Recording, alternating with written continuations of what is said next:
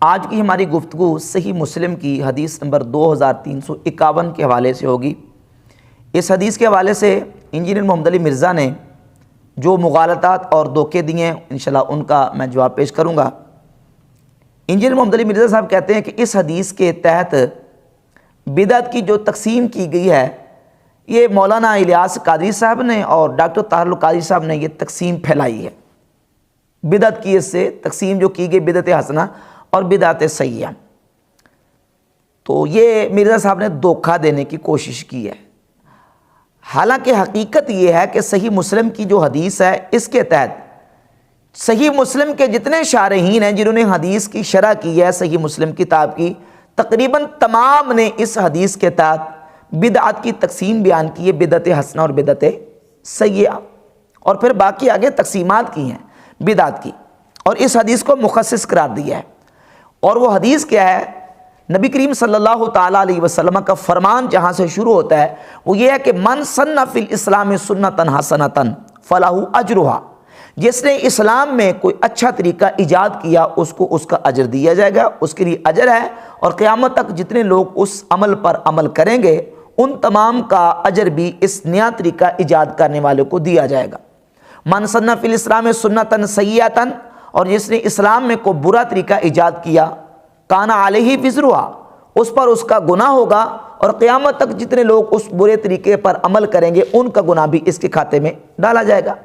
اور سنہ کا جو معنی ہے، سنہ یسنو سنتن، سنہ یسنو، اس کا معنی کیا ہے؟ اس کا معنی حدیث کی روشنی میں، صحیح بخاری کی روشنی میں آپ اس کو دیکھیں، نبی کریم صلی اللہ علیہ وآلہ وسلم کی حدیث موجود ہے کہ فرمایا کہ سب سے پہلے جس نے قتل ایجاد کیا قابیل نے، جو بھی دنیا میں قتل ہوگا قاتل کو، جو قاتل کا گناہ ہے نا وہ قابیل کے کھاتے میں ڈالا جائے گا۔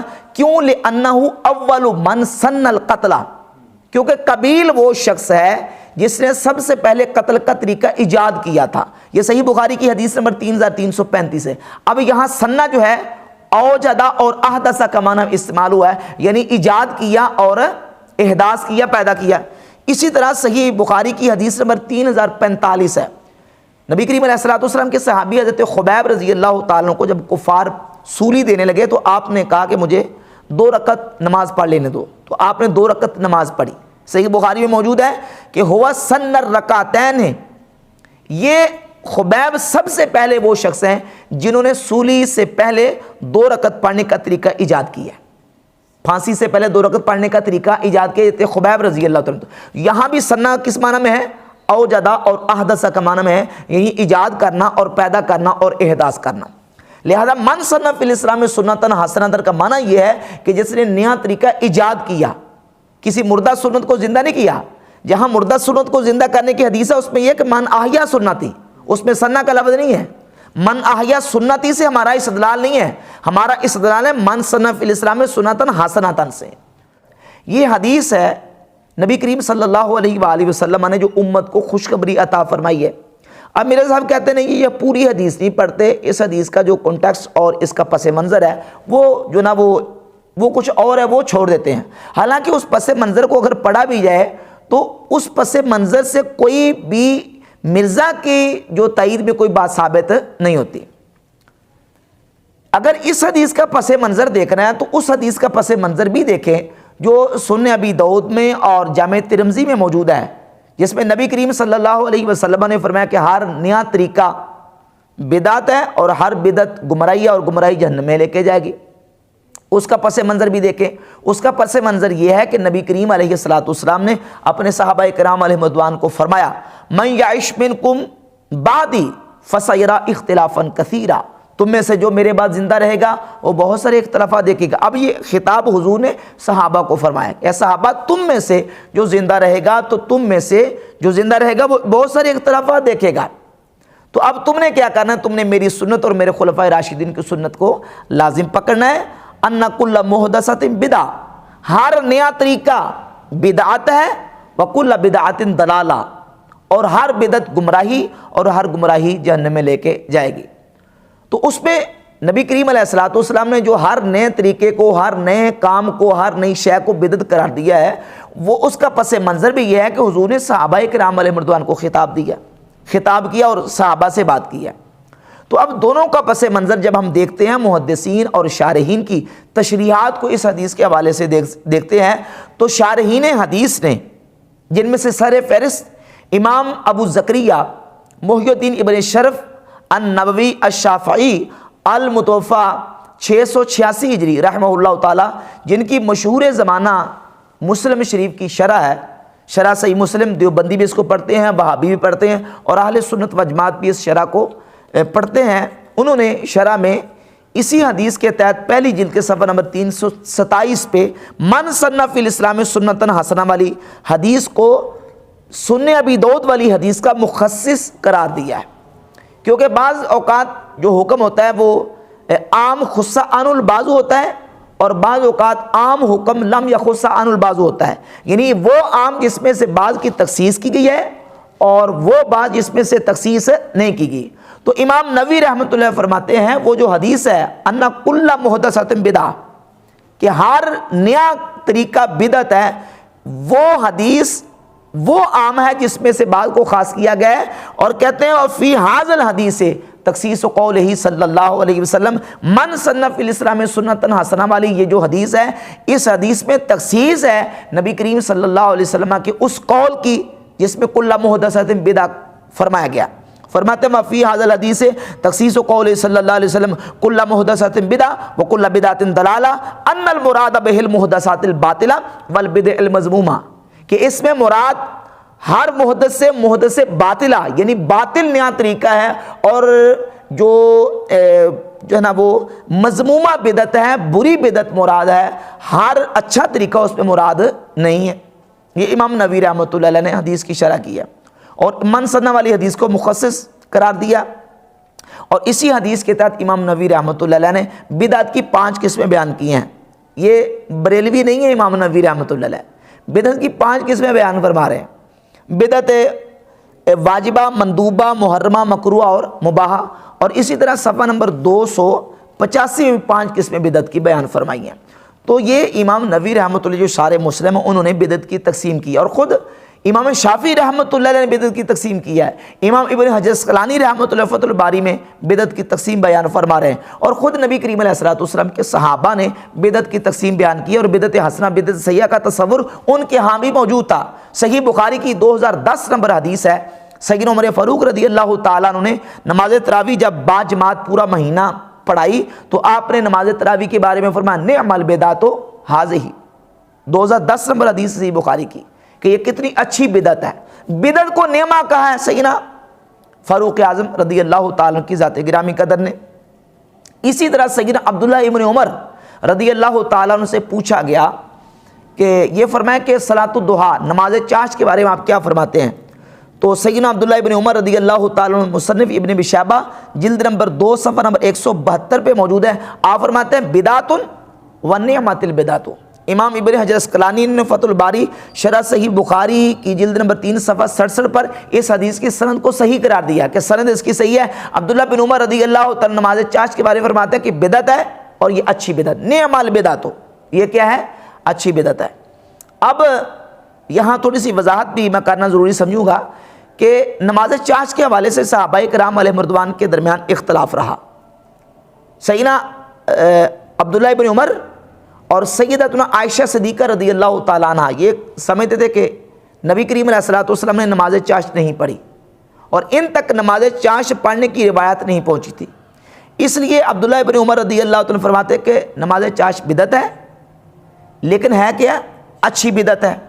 اور سیدہ عائشہ تو صدیقہ رضی اللہ تعالیٰ عنہ فرماتی ہیں، صحیح بخاری کی حدیث نمبر 1177 ہے، ما سبح رسول اللہ صلی اللہ علیہ وسلم سبحۃ الضحیٰ، فرماتی ہے کہ نبی کریم علیہ الصلوۃ والسلام نے نماز چاشت نہیں پڑھی، وانی لاسبحھا، لیکن میں پڑھتی ہوں، حضور نے پڑھی نہیں لیکن میں پڑھتی ہوں۔ اور عبداللہ بن عمر کا بھی یہی موقف تھا کہ حضور نے نہیں پڑھی، اگرچہ سیدہ ام ہانی رضی اللہ تعالیٰ عنہ کی روایت میں موجود ہے کہ نبی کریم علیہ السلام نے نماز چاشت پڑھی ہے، لیکن عبداللہ بن عمر یہ سمجھتے تھے کہ حضور نے نہیں پڑھی، ان تک روایت نہیں پہنچی تھی۔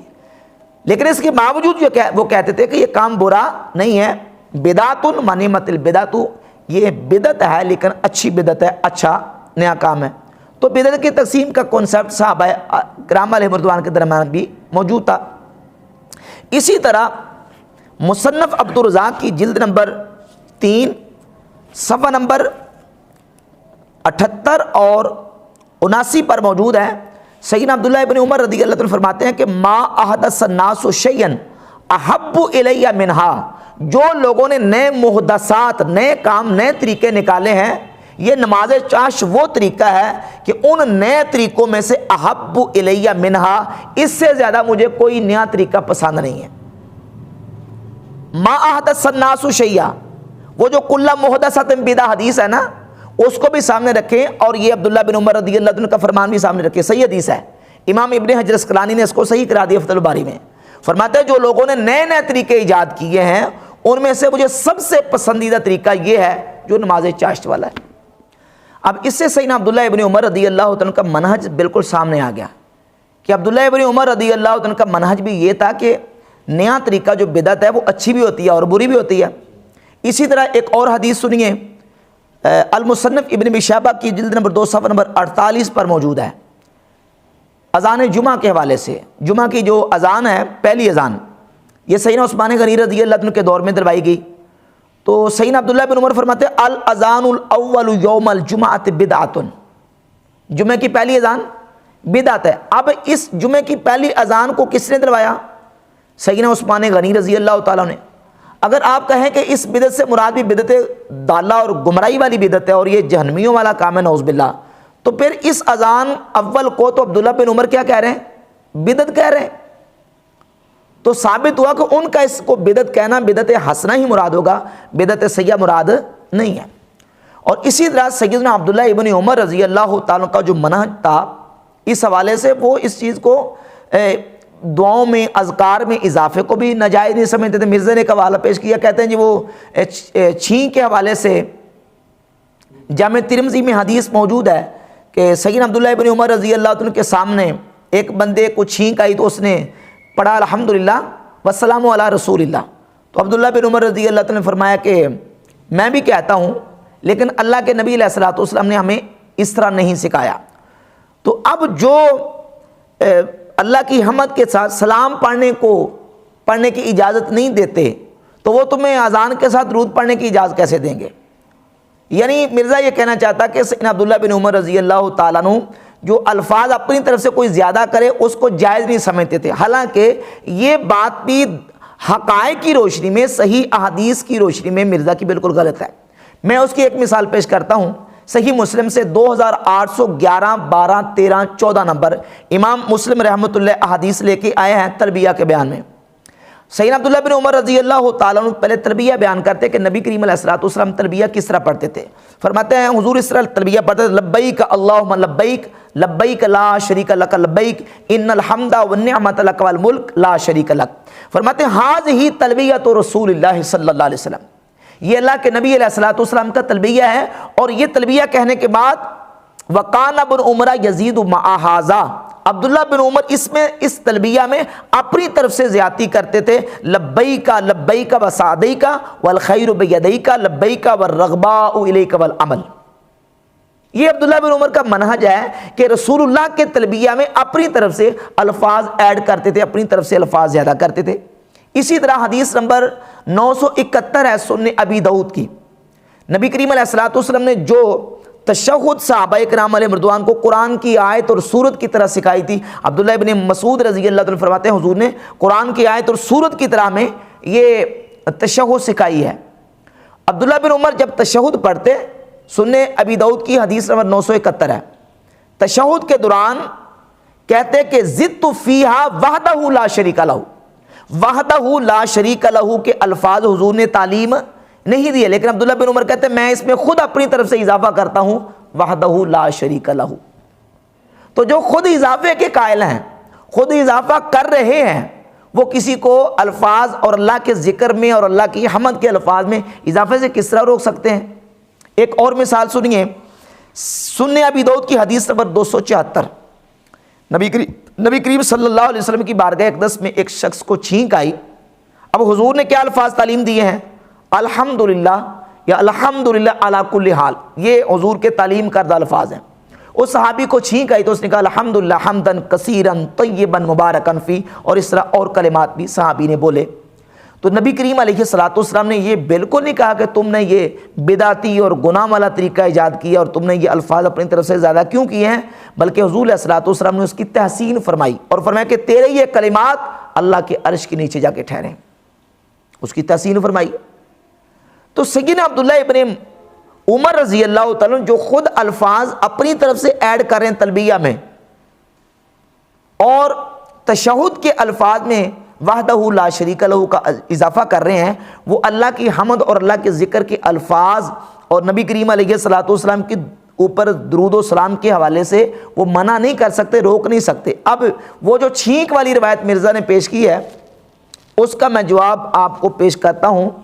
امام ابو بکر احمد ابن حسین بہقی کتاب شعب الایمان جلد نمبر 7 صفحہ نمبر 24 اور 25 سے امام بہقی رحمۃ اللہ علیہ نے 3 روایتیں 3 سندیں اوپر نیچے بیان کی ہیں۔